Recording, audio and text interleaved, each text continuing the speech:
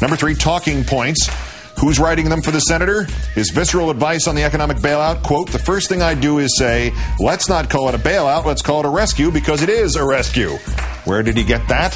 Last Tuesday on Fixed News, Fred Barnes said, quote, "We would be in a better situation, or at least the Treasury Secretary Hank Paulson would, if this were known as a rescue rather than a bailout." Bailout sounds terrible. Who is for a bailout? A lot of people are for a rescue.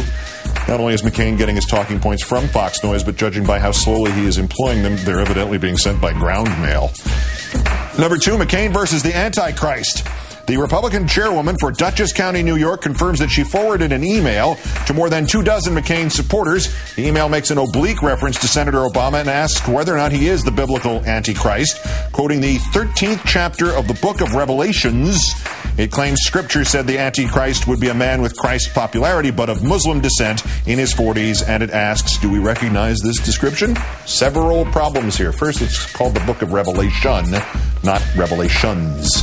Second, there is no such description in that book or any other part of the Bible. And third, to their credit, several Republican leaders in the area around Beacon, New York, were offended, demanded the resignation of Corinne Weber, who claimed she didn't read the email, she just forwarded it. And number 1, you don't say that in public. The second Katie Couric interview with Senator McCain auditing hinged on McCain's contention during the debate that Senator Obama had threatened to invade Pakistan, and McCain's insistence that you don't do that, you don't say that out loud. Then Governor Palin promptly said the same thing out loud in public. There was a lot of smoke about gotcha journalism, and gee, the answer didn't count because it was only to a voter and not to Tom Brokaw. But lost in this is McCain's pained, condescending insistence, repeated to Couric, that Obama was somehow unqualified to be president because he talked about not invading Pakistan but running counter-terror missions there if the Pakistanis would not.